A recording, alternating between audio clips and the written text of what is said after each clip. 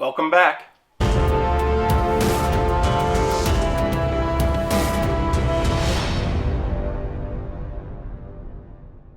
Well, you knew I was going to say it. But look, I switched things up. I'm on this side this time. So I got called to sub again on Saturday night. And if you remember in the last video when I subbed, that was the Viper kit. I told you the team I was subbing for has a team in 2 different divisions. And so this is actually the same team in the higher division. I had grand plans for a kit. I did a bunch of moderately easy work to prepare for that. And at the very last minute, I realized there was one thing that I would be missing that I thought I actually had, which I did used to have, and I actually reverted a modification I had made. And so I scrapped the whole plan. I'll talk about what that part was in just a little bit here. So I kind of had to scramble at the last minute to decide on what to do. And I just want to say, as much fun as it is to collect and learn about and restore and wear this old gear, having a collection this big that you use, a working collection basically, can also add a lot of anxiety to your life when you have to make a decision on what you're going to wear, especially when you add in the fact you want to make a YouTube video about the gear you wore and not be too repetitive. Anyhow, the last minute I had to kind of panic and scramble, and I came up with this kit. And really, the jersey is the definitive jersey for drawing a blank on what I'm going to wear for the night. I tried to start with the jersey. I was flipping through the rack. Already wore that, already wore that, already wore that, and so on. And I came across this one, and it was blank. And I thought, kind of the perfect jersey for the night. Anyhow, let's get busy and talk about the gear. I've already wore this combo recently, I believe exactly as is. Red SK2000 with an HM30 and an original Cooper HM30 chin pad. And that's my COVID mask again as normal. Also refoamed by me. Good combo, solid. These are new old stock bumpers on there that I bought probably on like Sideline Swap, I think, or maybe it was eBay. Not much more to say because I wear a combo all the time and I talk about them all the time. Now we'll talk about the gloves. I kind of put together a strange mismatch type of gear kit for this week, and it all really actually kind of ties together. So for this set of gloves, we have a GM 3000 catcher and a Legends GM LGD blocker. And the way that all ties together is the Trapper was introduced in 1993 and only actually carried as this model marking in 1993. Before that, you have the Legends gear, but the catch glove was originally that Anomaly 3-pocket cheater Trapper. In 93, they didn't actually carry a Legends branded catch glove. That was when this was introduced. I still plan on doing a full gear review of the 3000 model line, which actually ran 92 and 93 because the pads were introduced in 92 during the time of the Legends lineup. Anyhow, this is like a crossover of gear era. This whole like from 1990 to 1993, 94, gear models changed like crazy during those CanStar years compared to the previous history of Cooper Canada. I love the GM 3000 catch glove. I've said it in other videos. It's got a massive pocket. It's super deep. It's huge. The T is enormous. I just recently picked this one up off of a Facebook purchase, so I was able to get it out on the ice. I've only had it a couple of weeks. Legends blocker. I've done a full review on the Legends lineup, so I'll go ahead and put a link to that up there in the corner and down here in the description as well. You might want to check that out because I go into depth and detail about all of the pieces in the Legends lineup. One thing I can say about these is they're such a thick, massive blocker. It's crazy. It's balanced well and it doesn't feel overly heavy either. So there's the gloves.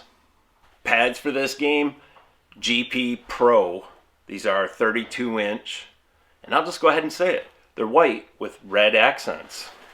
This falls in with the gloves as far as this huge like turnover on model line and design style in the early 90s.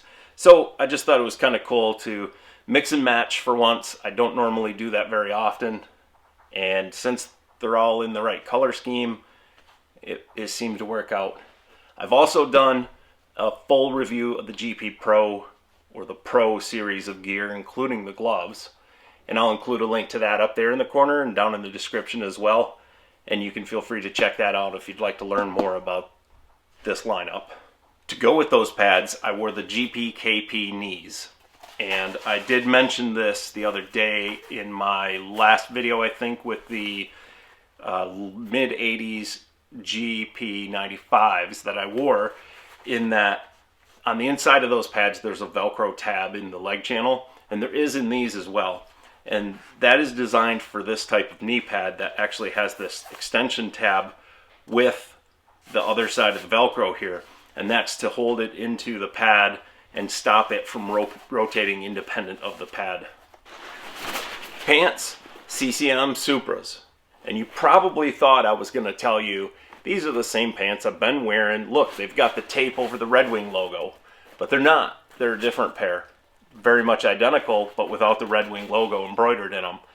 And this is the piece that, as I mentioned at the beginning of this video, I had these grand plans for a whole different kit. I had originally put a yellow stripe down the side of here. Sport gold, I guess. And I totally forgot that I had already removed that stripe from these. In my mind, the pants had to have the yellow stripe on them for the kit I was putting together.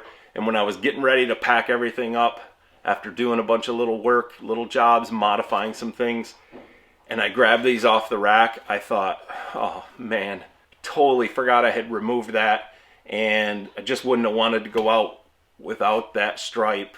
At that point, I had already talked myself into it being a full kit that was going to look really cool. It was going to be a tribute, and maybe I'll get back to putting it on. I know I saved the stripes so I can put them right back on there, and I'll probably do that in the near future here.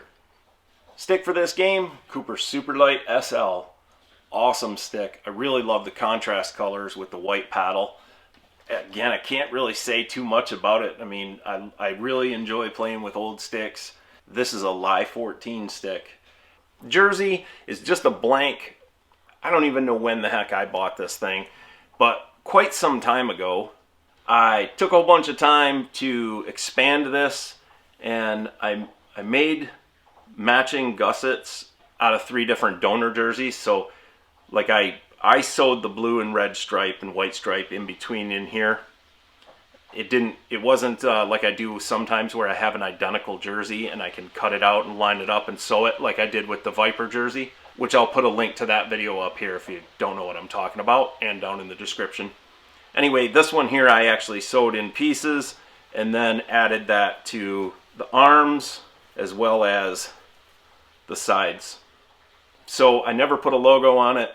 If you have any suggestions for what I should put on this, let me know. Put it in the comments. Well, there you have it. That was the gear for this game on a Saturday night. Coming up is the game video. I haven't actually edited it yet. I'm hoping I got some good footage out of it. It was an exciting game. Didn't necessarily turn out in our favor, but it was a good, fun game. I enjoyed playing. Had a blast, as always. And so, yeah.